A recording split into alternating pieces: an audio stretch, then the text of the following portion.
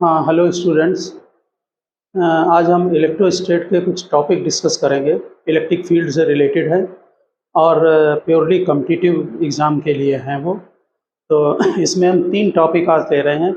एक, अगर हम 2 डाइपोल अगर आमने-सामने रखते हैं, मान लीजिए एक डाइपोल ये है। डाइपोल का मतलब आप समझते होंगे, एक पॉजिटिव चार्ज, एक नेगेटिव चार्ज स्मॉल डिस्टेंस पर रख दें तो वो डाइपोल कॉन्स्टिट्यूट करता है। एक डाइपोल ये और दूसरा डाइपोल ये आमने-सामने, या ऐसे रख दें परपेंडिकुलर डायरेक्शन में, एक वर्टिकल एक हॉरिजॉन्टल। तो इनके बीच में कितना फोर्स लगेगा, कितना टॉर्क लगेगा।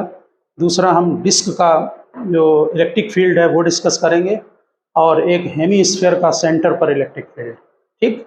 आप लोग इनके जो डेरिवेशन हम करा रहे हैं इनके, आप लोग इनके डेरिवेशन को समझकर जो कॉम्पिटिटिव एग्जाम दे रहे हैं वो इनके रिजल्ट को जरूर लर्न कर लें, ये आपके ऑब्जेक्टिव में काम आएंगे। ठीक। तो आप पहला हेडिंग डालें, dipole dipole interaction. Dipole dipole interaction, उसमें केस फर्स्ट। यहाँ एक ये डाइपोल रखा है, इसमें चार्ज -q1, इसमें +q1। डाइपोल बहुत स्मॉल होता है, यहाँ हमने ये बना रखे हैं बड़े। ठीक। दूसरा डाइपोल यहाँ पर सामने रखा हुआ है एक और, इसमें चार्ज -q2, यहाँ पर +q2। ये 2 अलग अलग डाइपोल हो गए। इनके डाइपोल मोमेंट सेपरेट होंगे। इसका डाइपोल मोमेंट P1 इधर होगा, -2 पॉजिटिव होता है। इसका डाइपोल मोमेंट भी -2 पॉजिटिव, P2 इधर होगा। इसके सेंटर से और इसके सेंटर के बीच में ये डिस्टेंस हमने L ले ली है। L ले लें या R ले लें, ये डिस्टेंस हमने L ले ली है। ठीक। डाइपोल की जो लेंथ होती है -q और +q के बीच में, वो डिस्टेंस बहुत स्मॉल होती है। लेंथ L है, नेचुरल आपकी बड़ी होगी। ठीक। तो पहले हम जो हमने ये P1 और जो P2 लिए हैं, पहले हम इलेक्ट्रिक फील्ड निकालेंगे ड्यू टू P1। इसी वजह से यहाँ पर फील्ड कितना होगा। तो फील्ड, इलेक्ट्रिक फील्ड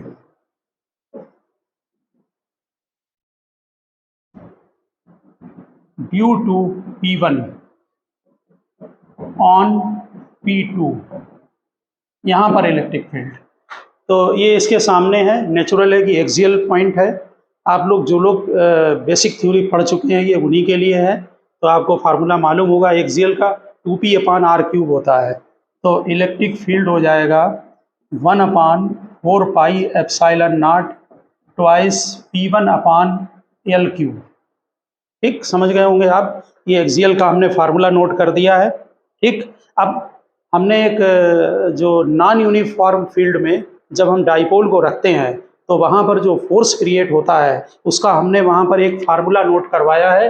वो फार्मूला है F = P/dE/dr। ये वहाँ से नोट करें, डाइपोल मोमेंट लें और इलेक्ट्रिक फील्ड का डिफ्रेंसिएशन करें। यहाँ वेरिएबल L है तो dE/dl होगा। ठीक। तो यहाँ पर जो फोर्स लगेगा P2 पर, force on P2, force on P2 यानी इस वाले डाइपोल पर, तो यहाँ पर P2 लिखें और डिफ्रेंशिएट कर दें dE/dl।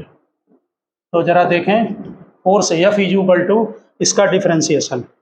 तो डिफ्रेंशिएशन हम यहाँ नोट कर ले रहे हैं, वहाँ रिजल्ट लिख देंगे dE/dl। इसमें जब आप न्यूमरेटर में ले जाएंगे तो ये ट्वाइस P1/4πε0 L⁻³ है। तो डिफ्रेंशिएशन आपको मालूम होना चाहिए, 2p/4πε0 -3 नीचे लिखें और एक पावर को कम कर दिया, तो -3/L⁻⁴ हो गया। यहाँ पर वैल्यू पुट अप कर दें। ठीक।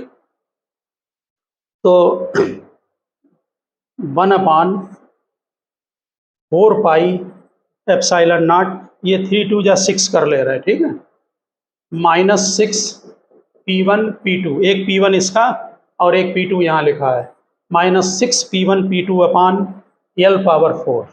इसमें 2 चीज़ें आप जो लर्न करने की हैं वो ध्यान रखना। एक तो जो फोर्स है वो प्रोपोर्शनल टू L⁻⁴ है, क्योंकि डाइपोल में जो फोर्स के फार्मूले अलग अलग हैं इलेक्ट्रोस्टैट में। कहीं r² आ रहा है, डाइपोल के फील्ड में क्या आता है r⁻3, यहाँ r⁻4, हमने L ले लिया वहाँ, L पावर 4 है। दूसरा नेगेटिव साइन अट्रैक्शन शो कर रहा है। अगर इनके दोनों के डायरेक्शन एक तरफ है तो इसमें अट्रैक्शन होगा। तो 2 पॉइंट यहाँ पर ध्यान रखना। दूसरी बात, इसमें यहाँ पर ज़रा चेक करें, जो फार्मूला आपने निकाला है इसमें टार्क होगा या नहीं होगा।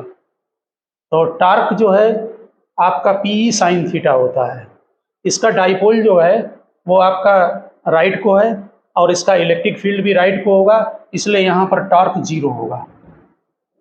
ठीक, torque tau PE sign theta, तो थीटा यहाँ पर 0 है इसलिए यहाँ पर टॉर्क 0 होगा। हाँ, एक बात याद रखना कि जो पोटेंशियल एनर्जी है, पोटेंशियल एनर्जी का फार्मूला क्या था, यहाँ पर देखना ज़रा ध्यान से।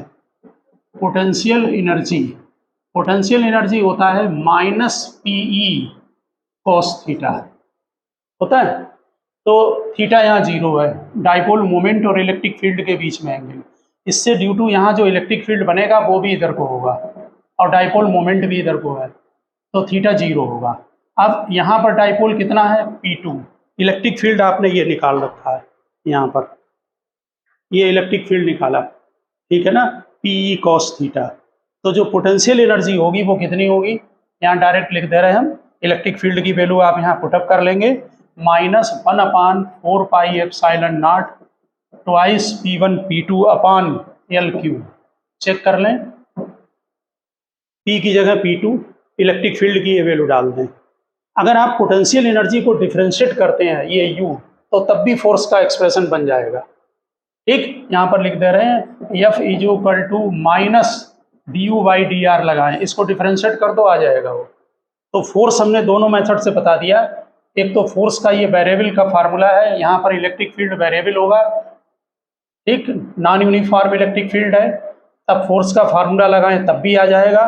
पोटेंशियल एनर्जी निकाल लें और उसको डिफरेंशिएट कर दें तब भी आ जाएगा। आप चेकिंग कर सकते हैं, रिजल्ट को आप ध्यान रखना। ठीक, अब हम नेक्स्ट लेते हैं इसका केस सेकंड। ये जो डाइपोल है ये आमने सामने रखे हुए थे, हमने इसको आपको 2 मेथड बताए हैं। या तो आप वेरिएबल जो फील्ड है नॉन यूनिफॉर्म फील्ड उसका फार्मूला लगा दें, और या फिर जो है पोटेंशियल एनर्जी निकाल कर और फिर उसको डिफरेंशिएट कर दें और तब फार्मूला लगा दें। दोनों से ही आप कैलकुलेशन कर सकते हैं। ओके,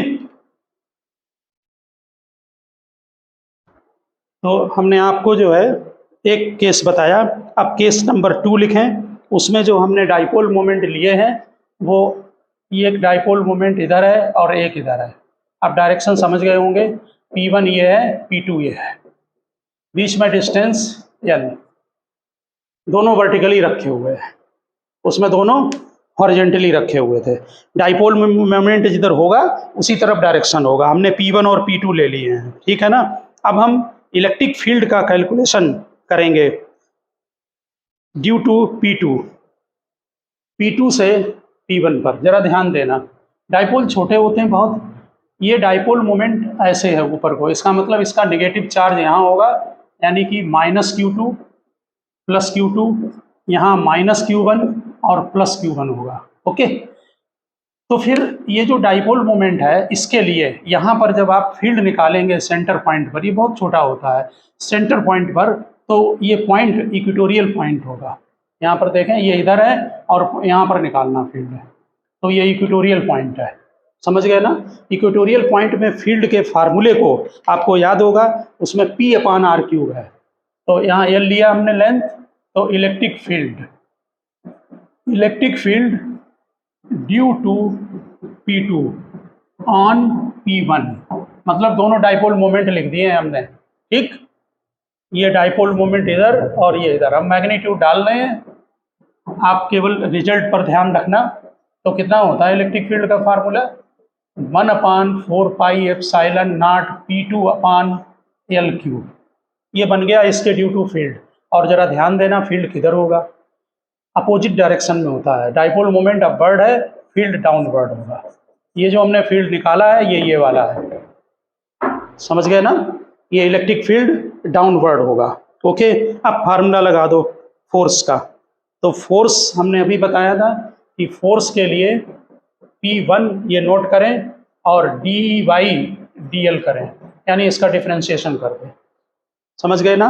तो ये आपका फार्मूला बन रहा है 1/4πε0 thrice P1 P2 upon L cube, 1/4πε0 thrice P1 P2 upon L cube, sorry differentiation में L पावर 4 आएगा, यानी कि फोर्स प्रोपोर्शनल L पावर 4 होगा।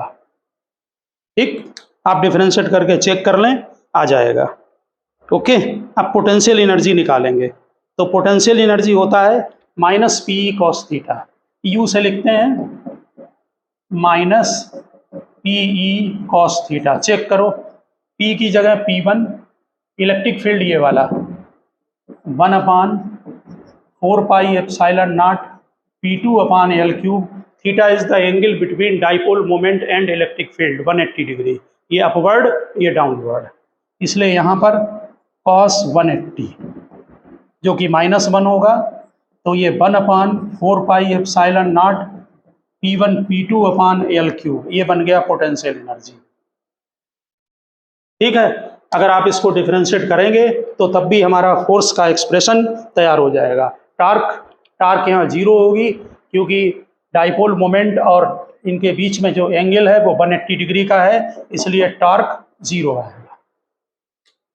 तो पहला केस हॉरिजेंटली और दूसरा वर्टिकली आपने डिस्कस कर लिया है। अब एक हॉरिजेंटल और दूसरा वर्टिकल रखेंगे, केस थर्ड नोट करें।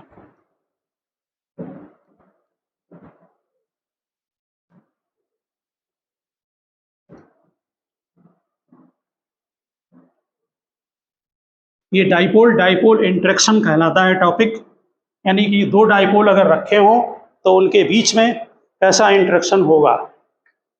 ये एक डाइपोल मोमेंट P1 अपवर्ड लिया है, यानी यहाँ नेगेटिव चार्ज होगा, यहाँ पॉजिटिव, और एक हॉरिजेंटल रखा है ये P2, यानी नेगेटिव चार्ज यहाँ पॉजिटिव यहाँ।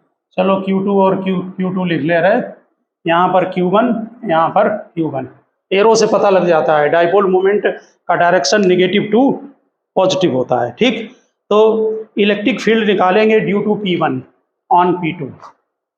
इलेक्ट्रिक फील्ड, ई पर वेक्टर लगा दिया, इलेक्ट्रिक फील्ड हो गया due to P1 on P2। Direction बताएं, ये वाला पॉइंट इसके लिए इक्वेटोरियल का पॉइंट है, यहाँ पर देखें ये ऐसे है, तो इलेक्ट्रिक फील्ड का जो डायरेक्शन होगा वो डाउनवर्ड होगा, ऐसे होगा। ये वाला इलेक्ट्रिक फील्ड ये है, ठीक है, डाउनवर्ड डायरेक्शन होगा। तो इलेक्ट्रिक फील्ड क्या होगा, इक्वेटोरियल का फार्मूला 1/4πε0, इक्वेटोरियल में P1 upon L cube, L इसकी डिस्टेंस होगी यहाँ सेंटर से लगाकर यहाँ तक की, समझ गए होंगे इलेक्ट्रिक फील्ड। अब डिफरेंशिएट कर दें तो फोर्स निकल आएगा। यहाँ पर जो फील्ड है वो डिक्रीज हो रहा है लेंथ के साथ, जो फील्ड होगा वो यहाँ पास में ज़्यादा होगा, फिर धीरे धीरे फील्ड कम होगा। तो जब फोर्स निकालेंगे तो यहाँ माइनस लगता है P2 DEY/DL। डिफरेंशिएट कर दें इसको, यहाँ पर जो फार्मूला बन रहा है वो thrice P1 P2 upon L power 4, 1/4πε0 thrice P1 P2 upon L power 4, ये फार्मूला बनेगा। ठीक, पोटेंशियल एनर्जी यहाँ 0 होगी क्योंकि थीटा 90 है, P2 और E के बीच में थीटा 90 है, इसलिए पोटेंशियल एनर्जी 0, और टार्क मैक्सिमम होगा क्योंकि थीटा 90 पर जो टार्क है वो मैक्सिमम होता है। तो समझ गए होंगे आप, तीनों रिजल्ट जो है ये समझ गए। यहाँ पर लिख दे रहे थीटा 90 है, angle between dipole moment and electric field. ठीक, और टार्क यहाँ पर मैक्सिमम एक्ट करेगा क्योंकि यहाँ पर थीटा 90 है। डाइपोल मोमेंट और इलेक्ट्रिक फील्ड के बीच में जो एंगल बन रहा है वो यहाँ पर 90 है। अब हम इसके बाद आपका लेते हैं electric field due to disc. आप हेडिंग डालें फटाफट, लिखें electric field due to disc. Natural है कि ये सभी केस जो आज के हैं वो कॉम्पिटिटिव एग्जाम के लिए हैं। एक डेरिवेशन किसी कॉम्पिटिटिव एग्जाम में लगभग नहीं आते हैं, इसलिए आप लोग डेरिवेशन को समझें जरूर, उससे थोड़ा ब्रेन का लेवल ओपन होता है। और कॉम्पिटिटिव एग्जाम में जो ऑब्जेक्टिव हैं टिपिकल, उनमें क्वेश्चन लगाने की प्रैक्टिस होती है, लेकिन इनके रिजल्ट को आप जरूर ध्यान रखें। तो डिस्क के ड्यू टू फील्ड हम सेंटर से ये हमने डिस्क बनाई, इसमें ये पॉजिटिव चार्ज दे दिया, ये नॉन कंडक्टिंग डिस्क होगी। इसके सेंटर से z डिस्टेंस पर यहाँ पर इलेक्ट्रिक फील्ड का कैलकुलेशन करेंगे। इसकी रेडियस कैपिटल R है, ठीक है। चार्ज दे दिया पॉजिटिव पॉजिटिव। थोड़ा सा हम यहाँ पर टिपिकल डायग्राम बनेगा, देखिए। डिस्क को कैलकुलेशन करने से पहले इसमें हम इसको छोटी छोटी रिंग में डिवाइड करेंगे। तो यहाँ से एक स्मॉल r डिस्टेंस पर एक रिंग चूज कर ली। ये पहले इसके ड्यू टू फील्ड निकालेंगे और फिर इसे 0 टू कैपिटल R इंटीग्रेट कर देंगे, क्योंकि कैपिटल R इसकी टोटल रेडियस है। इसकी थिकनेस dr होगी, थिकनेस dr। इसके ड्यू टू यहाँ पर पहले फील्ड का फार्मूला, तो electric field due to ring, जो आपने रिंग चूज की है स्मॉल थिकनेस की, उसका पहले इलेक्ट्रिक फील्ड कितना होगा। यहाँ पर जो डिस्क आपने एज्यूम की है उसका सिग्मा यानी कि सरफेस चार्ज डेंसिटी Q अपान पाई R स्क्वायर होगी। ये कंफर्म होंगे आप इससे। चार्ज अपान एरिया, पाई R स्क्वायर एरिया होगा। ये नॉन कंडक्टिंग डिस्क है, ठीक। और जो आपने रिंग चूज की है उसमें चार्ज ऑन रिंग, जो रिंग चूज की है उसमें चार्ज, तो उसमें charge dq, small ring choose की है, टोटल चार्ज q है, रिंग में चार्ज dq लेंगे। तो नेचुरल है जो dq होगा वो सिग्मा इंटू एरिया होगा। एरिया हमने कई पेपरों में आप लेक्चर में बताया है, ये जो रिंग कट होगी उसका area 2 pi r into D R. 2 pi r इसकी लेंथ होगी और thickness dr, 2 pi r dr। ये बन गया आपका चार्ज dq। ओके, अब जरा रिंग का फार्मूला रिमाइंड करें, अगर नहीं ध्यान आ रहा हो तो पेपर में उसमें देखें बैक। इससे जो इलेक्ट्रिक फील्ड बनेगा DE वो 1/4 पाई एप्सिलॉन नॉट, इसमें चार्ज dq इंटू z, ये डिस्टेंस होती है ये वाली सेंटर से यहाँ तक की, ठीक, divided by under root z square plus r square, ये z होती है और ये small r square, sorry ring की रेडियस स्मॉल r, और होल पावर 3/2। फार्मूला में अगर कंफ्यूजन है तो वहाँ पर जाकर आप चेक करें, हमने रिंग का जो एक लेक्चर में इसके पहले डेरिवेशन करवा रखा है, ठीक है ना। तो उसमें आप इसको जरा निकालें और चेकिंग करें वहाँ पर। ओके, अब यहाँ पर ध्यान दें, इसमें हम dq की वैल्यू पुटअप करेंगे। तो DE is equal to 1/4 pi epsilon naught sigma 2 pi r dr, dq रख दिया, z divided by z square plus r square whole power 3/2। जरा कट करें, पाई को हटाएं, ओके, और सिग्मा बना रहेगा, एक 2 हटा दें, तो सिग्मा अपान 2 एप्सिलॉन नॉट, यहाँ पर आ गया 2, ये 2 कट गए। अब r dr है और z है, z यहाँ पर dr r वेरिएबल है इसलिए हम थोड़ा अंदर रखेंगे इसे, r upon z square plus r square whole power 3/2 integration और dr। चेक करें, वेरिएबल अंदर रखे हैं और कांस्टेंट टर्म को हमने बाहर कर लिया है। चेक करें, r dr और z square plus r square whole power 3/2 उसको हमने अंदर रखा है और कांस्टेंट टर्म जितने थे उनको हमने बाहर कर दिया है, ठीक है। z एक आपका बचा हुआ है, ठीक। तो अब इसका इंटीग्रेशन चेक करें। तो इंटीग्रेशन जो इसका है थोड़ा टिपिकल है, जो लोगों ने मैथ अभी नहीं पढ़ा है आगे उनके लिए थोड़ा इसमें सब्स्टिट्यूशन मेथड यूज होगा। पहले हम बता दे रहे हैं हम, और हमने पहले ही बोल दिया है, आप डेरिवेशन को समझ में आना चाहिए और रिजल्ट आप सीधे लर्न करें। तो z square plus r square को हम t स्क्वायर पुटअप करेंगे, इसको डिफ्रेंशिएट करते हैं, ठीक।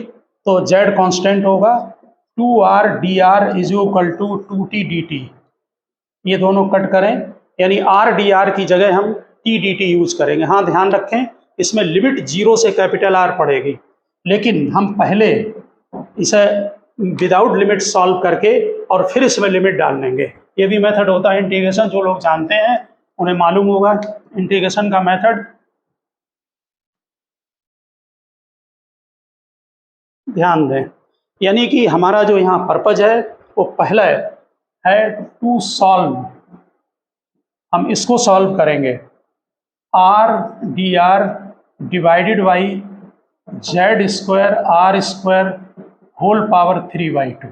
तो हमने Z square plus R square की जगह टी स्क्वायर रखा, इसको डिफ्रेंशिएट किया तो आर डी आर की जगह टी डी टी, यहाँ टी डी टी, और Z square plus R square की जगह टी स्क्वायर रखिए तो 2 कट जाएगा, टी पावर क्यूब आ जाएगा। इसका मतलब ये टी पावर -2 डी टी बना, और ये हो जाएगा आपका -2 + 1 अपान -2 + 1 यानी -1/t। यहाँ पर अभी हमें वैल्यू पुटअप करनी है। -1/t का मतलब है कि माइनस और t की वैल्यू डाल दें, root Z square plus R square. अब हम इसका इंटीग्रेशन डालकर और लोअर और अपर लिमिट यहाँ पर लगाएंगे। तो आप इतना समझ गए होंगे बात को। अब हम यहाँ पर वैल्यू पुटअप करके लोअर और अपर लिमिट जो है यहाँ पर लगाएंगे। ओके, तो ये हटा दे रहे हैं, ये हमारा इंटीग्रेशन डी का कर देंगे तो इलेक्ट्रिक फील्ड आ जाएगा। ये भी यहाँ से हटाएं, हमने इंटीग्रेशन इसका निकाल लिया है, वो माइनस में आया है 1/z² प्लस आर स्क्वायर। अब हम यहाँ पर वैल्यू पुटअप करेंगे sigma upon 2 epsilon naught Z, इसमें -1/रूट Z square plus R square lower limit upper limit, ये हमारा इलेक्ट्रिक फील्ड बन गया। तो sigma upon 2 epsilon naught Z, पहले इसमें अपर लिमिट डालें तो -रूट Z square plus R square, और फिर यहाँ 0 डाल दें तो -1/z यानी माइनस माइनस ये प्लस हो गया। अब z को अंदर मल्टीप्लाई करो तो सिग्मा अपान 2 एप्सिलॉन नॉट 1-1/रूट Z square plus R square, ये डिस्क के इलेक्ट्रिक फील्ड का फार्मूला है। इसमें हम कुछ पॉइंट वेरीफाई करेंगे आपको, जो कि जनरल पॉइंट है फिजिक्स के,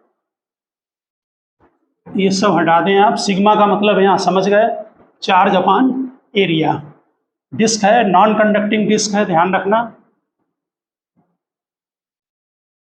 अब आप जो वेरिफिकेशन किए गए हैं उन पॉइंट्स को जो है वो चेक करें। जैसे अगर r tends to infinite, r tends to infinite, r को बहुत लार्ज कर दें, r टेंस टू इनफाइनाइट, ठीक, यानी कि डिस्क जो है वो इनफाइनाइट डिस्क कर दी। जिन लोगों ने गॉस लॉ किया है वो इसको समझ जाएंगे तुरंत, या गॉस लॉ कर चुके होंगे जो ड्रॉपर में है लोग। तो यहाँ पर r टेंस टू इनफाइनाइट का मतलब है कि आप z अपान r को जो है वो 0 लिखेंगे, क्योंकि r लार्ज है आपका। तो इसमें से क्या करेंगे, r को बाहर कॉमन ले लेंगे, ठीक है ना, इस जगह पर। तो यहाँ पर या ये समझ लो कि ये वैल्यू बहुत लार्ज है तो इसको हमने निगलेक्ट कर दिया कंपैरिजन में, ठीक है ना। यहाँ पर तो ये जो वैल्यू आएगी, यहाँ पर आपका z आ रहा है फार्मूले में, z अपान 1 माइनस, वहाँ फार्मूले में चेक करें, z अपान है root Z square plus R square, ठीक, z को अंदर मल्टीप्लाई किया है, देख लेना, अगर नहीं लिखा हो तो z यहाँ नोट करें, बाहर z था उसको अंदर मल्टीप्लाई किया है। देखिए z अपान, इन दोनों में से z को कॉमन ले लीजिए तो ये 1 प्लस r, यहाँ पर z जो है r टेंस टू इनफाइनाइट है, ठीक, तो r टेंस टू इनफाइनाइट का मतलब z अपान r करना है, ठीक। या आप ऐसा भी कर सकते हैं कि इसके कंपैरिजन में इसको निगलेक्ट कर दें, तो 1 माइनस z अपान, यहाँ से कॉमन ले लें तो रूट में आएगा ये चीज़ r को, तो ये हो जाएगा 1 प्लस z अपान r, ठीक।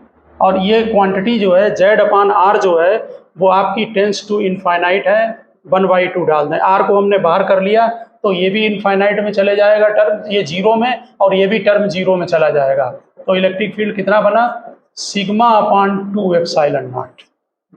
आपको याद होगा कि जो गॉस लॉ में जब हम इनफाइनाइट डिस्क का डेरिवेशन करते हैं या सीट का, तो उसके नियर हमेशा electric field sigma upon 2 epsilon not होता है, इसमें नॉन कंडक्टिंग में। तो ये चीज़ वहाँ से वेरीफाई हो रही है, समझ गए ना। आर को टेंस टू इन्फिनिटी पर, यानी बहुत लार्ज वैल्यू ले लें। दूसरा केस, अगर हम इसमें जेड जीरो ले लें तब भी यहाँ पर सिग्मा अपान एप्सिलॉन नॉट आएगा। अगर जेड को जीरो पुटअप कर दें, जीरो तो आप डायरेक्ट डाल सकते हैं। सेकंड पॉइंट देखिए, यानी near the seat Z zero, ठीक। देखिए ये बड़ा इंपॉर्टेंट चीज है। जेड जीरो का मतलब है कि हमारा पॉइंट सीट के बिल्कुल नियर है, सेंटर के। तो डिस्क अगर छोटी भी है तो वो इनफाइनाइट सीट की तरह काम करेगी। ऐसा क्वेश्चन बोर्ड में भी एक दो बार आए हैं कि जैसे आपने फाइनाइट सीट ले ली लाइन चार्ज और बिल्कुल नियर सेंटर पे पूछा है, तो उन्होंने इनफाइनाइट वाला फॉर्मूला लगा दिया। तो जेड जीरो का मतलब बिल्कुल नियर द सेंटर, समझ गए ना। तो जो फील्ड होगा वो वही आएगा सिग्मा अपान 2 एप्सिलॉन नॉट। और इसमें भी जीरो आप डाल सकते हैं, जीरो डालिए, यहाँ जीरो डालिए तो ये जीरो हो जाएगा। तो फील्ड आपका electric field sigma upon 2 epsilon naught आ गया। ये समझ गए होंगे आप बात, ठीक। दो केस, ये जो डिस्क है वो नॉन कंडक्टिंग सीट की तरह बिहेव करेगी, और इसका जो इलेक्ट्रिक फील्ड होगा वो नियर द सीट हो चाहे कहीं पर भी हो। अगर सीट इनफाइनाइट है तो हमेशा sigma upon 2 epsilon naught disc में इलेक्ट्रिक फील्ड बनेगा, ओके। और अगर आपका जो जेड है वो ग्रेटर देन आर है, third case, Z greater than, इसको हमने कई बार डिस्कस किया कि अगर हम लार्ज डिस्टेंस से किसी बॉडी को देखते हैं तो वो पॉइंट चार्ज की तरह बिहेव करती है, ठीक है ना। यानी कि अगर जेड ग्रेटर देन आर है तो ये पॉइंट चार्ज की तरह जो है वो बॉडी बिहेव करेगी, ठीक। तो इसमें भी हम आपको जो है वो कैलकुलेशन आप कर सकते हैं। इलेक्ट्रिक फील्ड पॉइंट चार्ज, जो इलेक्ट्रिक फील्ड का आपने फार्मूला निकाला है वो sigma upon 2 epsilon naught 1 minus Z upon Z square plus R square whole power 1/2 है। इसको डिवाइड कर दें तो sigma upon 2 epsilon naught 1 minus, जब डिवाइड करेंगे तो जरा ध्यान दें ये ऊपर जाके पावर -1/2 हो जाएगा, और इसमें जब डिवाइड कर देंगे जेड से तो 1 plus R upon Z whole power -1/2 ये बन गया, ये इसका होल स्क्वायर, ठीक। जेड से हमने डिवाइड कर दिया, यहाँ 1 आ जाएगा और यहाँ आर अपान जेड, डिनोमिनेटर को न्यूमरेटर में ले गए। देखिए sigma upon 2 epsilon naught 1 minus, इसमें बाइनोमियल लगा दें क्योंकि आर अपान जेड की वैल्यू, क्योंकि जेड ग्रेटर देन आर है तो वो काफ़ी 1 के से काफ़ी कम होगी, तो यहाँ पर बाइनोमियल आप लगा सकते हैं। तो बाइनोमियल लगाने का मतलब इसको डायरेक्ट मल्टीप्लाई कर दें, फार्मूला ध्यान होगा 1 plus X power N is equal to 1 plus N X और अदर टर्म निगलेक्टेड, ओके। तो 1 माइनस 1 और ये पावर नीचे आ जाएगी तो माइनस माइनस प्लस हो जाएगा, R square upon 2 Z square, check करें 1/2 को अंदर मल्टीप्लाई कर दिया और माइनस माइनस प्लस हो गया, ये दोनों कैंसिल हो गए। सिग्मा चेक करें डिस्क में क्या था, सिग्मा था charge upon area pi R square, चलिए वैल्यू डालते हैं 1/2 epsilon naught charge upon area pi R square, और इसकी वैल्यू डाल दें R square upon 2 Z square, R square cancel हो गया। और जरा देख लें आप 1/4 pi epsilon naught Q upon Z square, ये इलेक्ट्रिक फील्ड का फार्मूला बना और ये फार्मूला पॉइंट चार्ज का है। कोई भी बॉडी अगर आप लार्ज डिस्टेंस से ऑब्जर्व करते हैं तो वो पॉइंट चार्ज की तरह बिहेव करेगी, समझ गए ना बात आप। अब हम आपको एक और यहाँ पर कराना चाहेंगे छोटा सा डेरिवेशन, जिसमें आपका हेडिंग डालें इलेक्ट्रिक फील्ड ड्यू टू, आप नेक्स्ट हेडिंग डालें electric field due two hemisphere, electric field due two hemisphere, और इसके सेंटर पर हम इलेक्ट्रिक फील्ड का कैलकुलेशन करेंगे। इसका भी आप रिजल्ट ध्यान रखना, सीधे हेमीस्फेयर वाला जो है।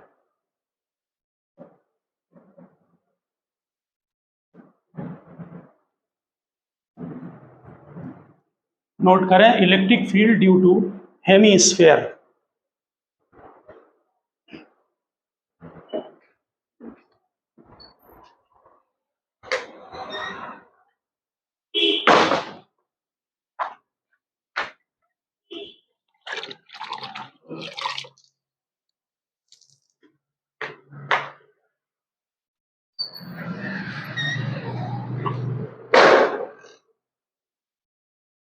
हमारा बोर्ड जो है वो बहुत ब्लैक हो रहा है, उसको ज़रा हम फिनिश कर दें।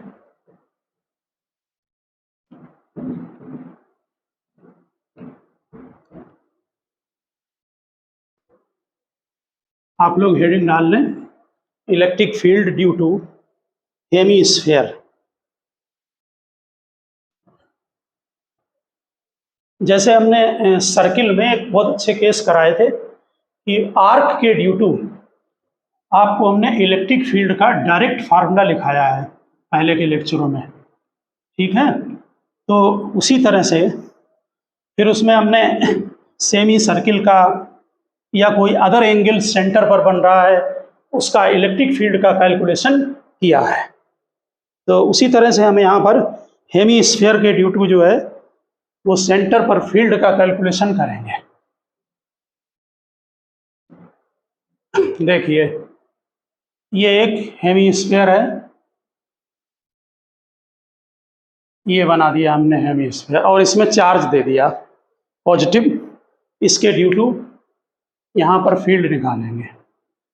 ओके, हेमीस्फीयर की जो रेडियस है वो हम कैपिटल आर ले रहे हैं,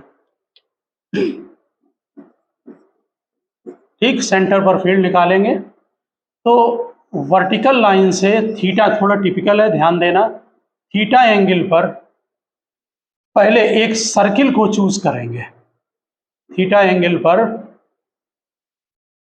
क्योंकि पहले रिंग का निकालना पड़ेगा। देखिए जो हेमीस्फीयर है ना उसमें ऐसे छोटी रिंग, यहाँ तो 0 होगी रिंग की रेडियस, फिर ऐसे करके रिंग बनती चली जाएंगी, ठीक। किसी एक रिंग के ड्यू टू पहले फील्ड का फार्मूला नोट करेंगे सेंटर पर। फील्ड की जो रिंग है उसकी रेडियस स्मॉल आर ले ली, ये कैपिटल आर है, ओ ए बी सी, और ये देखिए ऐसे करके घूम के यहाँ पर रिंग बनेगी, आप समझ गए होंगे, ये ऐसे करके रिंग बनेगी यहाँ, ठीक। तो इसमें पहले ध्यान दें, रिंग की जो रेडियस है उसमें साइन थीटा लगाएं, sine theta small R upon capital R, तो रिंग की रेडियस हो गई small R capital R sine theta, ये हमने रिंग की रेडियस नोट की। ओके, इसके बाद हम ओ बी डिस्टेंस भी नोट कर दे रहे हैं, ओ से बी तक की डिस्टेंस हो जाएगी आर कॉस थीटा, ये काम आएंगे अभी, और ये हेमीस्फीयर है, हेमीस्फीयर, इसके ड्यू टू सेंटर पर फील्ड कैलकुलेट कर रहे हैं। लिख दीजिए electric field at the centre of hemisphere. Sigma यहाँ पर कितना होगा, वैसे यहाँ पर जो सिग्मा होगा, टोटल चार्ज क्यू ले रहे हैं, एरिया 2 पाई आर स्क्वायर, ठीक। सिग्मा आप समझ गए होंगे। अब पहले जो आपने ये रिंग चूज की है उसमें चार्ज कितना होगा, क्योंकि फार्मूले में चार्ज की वैल्यू डालनी पड़ेगी, तो डी क्यू, ठीक, सिग्मा इनटू इसका एरिया, एरिया ध्यान दें, इसकी रेडियस आर है और थिकनेस डी आर है, जो कि डी थीटा बनाएगी यहाँ सेंटर पर, ठीक। तो D theta is equal to जो थिकनेस डी आर है आपकी यहाँ पर जो बन रही है, theta is equal to arc by radius, तो D R is equal to R D theta, ठीक, क्योंकि सेंटर से डी थीटा एंगल बना रही है, तो डी आर आप समझ गए होंगे, आर डी थीटा, ठीक। अब सर्किल का जो सरकमफ्रेंस है वो तो 2 पाई आर होगा, ठीक, ये सरकमफ्रेंस। अब स्मॉल आर की वैल्यू अभी पुटअप कर देंगे, यहाँ निकाल चुके हैं नीचे, और इसकी थिकनेस जो है वो आर डी थीटा होगी, ठीक से समझ लेना थिकनेस। जैसे ये ऐसे करके एक रिंग बनेगी अंदर, उसकी जो थिकनेस है वो डी आर है, वो सेंटर पर ऐसे डी थीटा एंगल बना रही है, और इसकी रेडियस आर है, तो D theta arc by radius, ठीक। स्मॉल आर की वैल्यू पुटअप कर दें, सिग्मा 2 पाई, स्मॉल आर है R sine theta, R sine theta, और एक ये आर डी थीटा है, इसकी वैल्यू ये डी क्यू बन गया। अब हम इलेक्ट्रिक फील्ड का फार्मूला लिखेंगे जो आपका रिंग का है, फार्मूला अगर भूल रहे हो अभी यूज किया था डिस्क में, electric field D E, check करें, इलेक्ट्रिक फील्ड जो होगा डी ई वो 1/4 pi epsilon naught 1/4 4 pi epsilon naught charge D Q into distance होती है। जरा चेक करो, रिंग यहाँ पर है, इसकी डिस्टेंस सेंटर से, क्यों जेड आता वहाँ फार्मूले में आया था, अभी लिखा था, और रिंग के फार्मूले में भी चेक कर ले, वहाँ एक्स लिख रखा फार्मूले में, तो सेंटर से डिस्टेंस एक्स है, ऊपर आती है वो एक्स। तो ये डिस्टेंस ओ से बी तक है और ये डिस्टेंस है आर कॉस थीटा, इसलिए यहाँ पर आर कॉस थीटा और अपान ये दोनों का होल स्क्वायर, स्मॉल आर का स्क्वायर यानी B C square plus O B square. तो ओ बी स्क्वायर क्या है? R cos theta. B C क्या है? R sine theta. तो यहाँ पर लिख दें R square cos square theta plus R square sine square theta whole power 3/2। ये बहुत आसान, 1 हो गया नीचे, 1/4 पाई, डी क्यू की वैल्यू पुटअप कर रहे हैं, sigma 2 pi R square sine theta, ठीक, और ये डी थीटा बाद में लिख देंगे, आर डी थीटा यानी आर क्यूब कर दो, sine theta cos theta D theta upon, यहाँ देखें sine square theta cos square theta 1, R square से पावर 2 कैंसिल, आर पावर 3, ये कैंसिल हो गया आर पावर 3। चेक करें, अब केवल बचा आपका sigma upon 2 epsilon naught, 2 pi cancel 2 cancel, sigma upon 2 pi epsilon naught. अब हम सीधे इंटीग्रेशन पर जाएंगे और sine theta cos theta D theta, check करो, sine theta cos theta D theta, बताओ एंगल लिमिट क्या लगाई जाए। देखिए यहाँ से आपने यहाँ से थीटा एंगल पर रिंग एज्यूम की है, लिमिट लगाने में बहुत मिस्टेक होती है, बहुत अलर्ट रहना, इसमें 0 से पाई लिमिट नहीं होगी, क्योंकि थीटा जब यहाँ से चूज कर रहे हैं तो रिंग हमारा ये बन रहा है, थीटा को बढ़ाते जाएं, सबसे थीटा 0 पर यहाँ एक स्मॉल रिंग बनेगी, ठीक, जिसकी रेडियस 0 होगी। उसके बाद थीटा जैसे जैसे इंक्रीज करेंगे रिंग बढ़ती जाएंगी, कहाँ तक थीटा जाएगा? π/2 तक। इस पर खूब थिंकिंग कर लेना, ये जो लिमिट लगेगी वो 0 से π/2 होगी, जो लिमिट लगेगी वो 0 से π/2 होगी, वो पाई नहीं होगी, इसका ठीक से समझ लेना बात।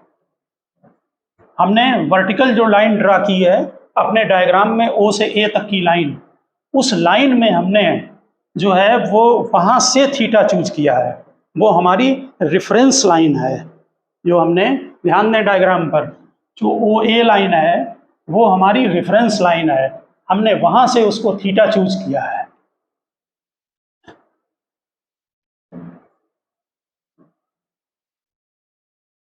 देखिए ये जो इंटीग्रेशन है 0 से π/2 साइन थीटा और कॉस थीटा, इसका इंटीग्रेशन, जिनके पास मैथ है उनको तो इंटीग्रेशन आता ही होगा, फिर भी यहाँ पर क्या करेंगे कि sign theta cos theta D theta, इसी को हमने लिखा है दोबारा, ठीक। देखिए साइन थीटा को टी ले लीजिए, लिखिए sine theta is equal to T. तो जब साइन थीटा को टी ले लेंगे, उसको डिफ्रेंशिएट कर दें, तो कॉस थीटा डी टी के इक्वल हो जाएगा। साइन थीटा को टी लें, कॉस थीटा डी टी के इक्वल हो जाएगा। Sine theta T cos theta D theta is equal to D T, okay. अब पहले हम वैल्यू केवल इसकी निकालेंगे, साइन थीटा कॉस थीटा, आप 2 थीटा में कन्वर्ट करके भी कर सकते हैं, ठीक है ना। तो यहाँ पर कॉस थीटा डी थीटा की जगह डी टी हो गया, ये टी डी टी हो गया, और इसका इंटीग्रेशन होता है t²/2, इसका मतलब साइन स्क्वायर θ/2। अब वापस आ जाएंगे यहाँ पर, तो electric field E is equal to sigma upon 2 epsilon naught limit 0 से π/2 साइन स्क्वायर θ/2, ये साइन 91 हो जाएगा, आप 2 को इसमें सीधे मल्टीप्लाई कर दें तो सिग्मा अपान 4 एप्सिलॉन नॉट। बहुत ही सिंपल रिजल्ट है।